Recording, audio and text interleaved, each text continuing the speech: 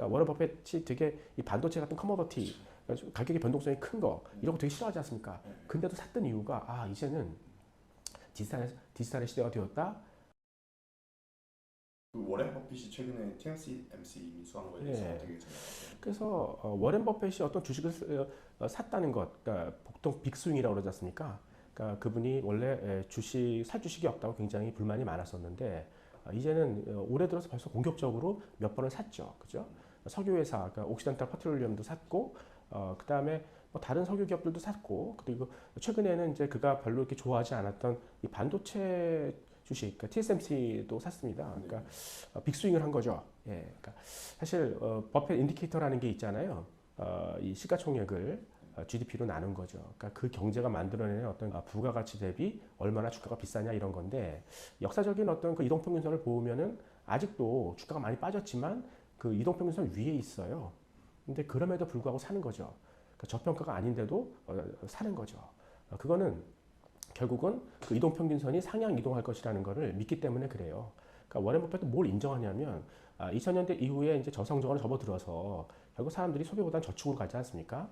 그러면 이제 돈들이 더 금융자산으로 갈 수밖에 없고 그래서 이제 이 금융자산의 가치가 늘어나는 거는 인정을 하는 거죠. 그러니까 약간 지금 역사적인 이동평균선 위에 있지만 조금 비싸게 보이지만 결국은 이동평균선이 올라갈 거기 때문에 지금 가격이 그다음에 두 번째는 지금 이 경제, 그러니까 주가 지수에서 차지하는 그 주식들의 비중이 점점 더 지금의 실적보다는 미래의 실적, 기대에 의해서 올라가는 그런 성장주들의 비중이 높아지고 있어요. 그러니까 지금 우리나라도 카카오나 이런 기업들이 지금 실적보다는 어떤 미래의 어떤 실적에 대한 기대로 올라가는 것처럼 미국도 사실 그런 기업들, 바이오 기업 포함해가지고 굉장히 많죠. 근데 결국은 실적 대비 주가를 따지는 게 아니라 이제 그 주가가 기대를 갖고 올라가기 때문에 결국은 워렌 버핏도 그런 부분을 인정하고 지금 정도면 한번 사봐도 되겠다라는 생각을 하는 것 같아요. 반도체. 아니요. 그러니까 주식 전반에 주식 대해서. 그러니까 저도 사실 여러분들한테 이제부터는 그러니까 버핏이 그렇게 이야기를 했다는 것은 그러니까 주식을 건드렸다는 것은 한번 지금부터는 적어도 매집해 볼 만한 그런 시기는 됐다라고 생각하는 거고요. 그리고 미국의 어떤 스탠스를 볼 때 글쎄요. 이제 금리를 앞으로 기준금리를 서서히 올리겠다고 그러잖아요. 그 얘기는 이미 지난 몇 달 동안 급하게 올렸지 않습니까? 그러면은 과연 그 기업들이 얼마나 버틸 수 있을까? 특히 기업 중에는 이제 자사주 매입 소각도 했었고 돈을 빌려서 그다음에 이제 M&A를 해야 되기 때문에 지금 저성장 국면에서 기업들이 성공적인 투자를 할 기회가 별로 없잖아요. 그러니까 기껏 하는 게 돈 빌려서 경쟁 강도를 떨어뜨린 거, 경쟁 기업을 이제 인수해서 그런 거 다 레버리지드 바이아웃 아니겠습니까? 그러면 빚이 많이 쌓였을 텐데 그리고 예전부터 이어져 오던 부실 기업, 그다음에 이제 부실 금융기관들도 있는데 걔네들이 한 얼마나 버틸 수 있을까? 이런 거를 한번 보는 거예요. 금리를 올려봤는데 또 그래도 이제 생각보다는 좀 잘 버티지 않습니까? 그거는 사실 코로나 이후에 너무 많은 돈을 풀었다고 불평하는 사람들도 있어요. 그게 이제 자산 가격 거품을 심화시켰다. 그런 부분도 분명히 있습니다만 요즘에 보세요. 이 정도 금리를 급하게 올렸으면은 저는 한 반토막 날 줄 알았어요. 이미. 예, 그렇죠. 그러니까 굉장히 그 주가의 거품이 심했었고 그래서 이제 급하게 올랐지 않습니까? 이렇게 산이 깊은데 여기서 급하게 그 금리 올렸는데 저는 그냥 50%는 그냥 빠질 줄 알았어요. 근데 잘 버티지 않습니까? 그리고 이제 사실 신흥국 같은 경우도 이 정도 달러 강세로 갔으면 무너지는 데가 아마 나왔을 거라고 저는 생각했는데 잘 안 나오지 않습니까? 그거는 이 그 코로나 이후에 돈을 풀었던 것, 그 돈이 워킹한다고 생각해요. 그러니까 물론 많은 돈들이 회전 속도가 떨어지고 그리고 이제 미국으로 가고 그렇게 했어도 그때 엄청난 돈을 풀었기 때문에 그 돈들이 아직은 부실 기관이나 부실 기업을 지켜주고 있는 거죠. 그러니까 생각보다 시중의 유동성이 그렇게 많이 마르지 않았다. 이제 비난받는 그런 부분도 있지만 그래도 지금 견딜 수 있는 것이다. 이렇게 생각을 하는 거죠. 그리고 이제 또 하나는 예전에 이렇게 무너졌던 이유는 약간 사이클이라는 게 있었어요. 그러니까 이제 그 사이클이 어디서 생기는 거냐면 미래를 잘 모르기 때문에 생기는 거 아니겠습니까? 소비가 이렇게 잘 가네 그러면 계속 올라가겠는데 라고 기대했다가 아까 계속 시설 투자를 했다가 아니네 그러면 이제 시설을 스크랩 시키거나 아니면은 거기에 딸린 인원을 다 구조조정하거나 엄청난 통증이 있었지 않습니까? 근데 지금은 사실 워낙 소비가 약했기 때문에 계속해서 그래서 사실 그런 과잉 투자가 없었죠.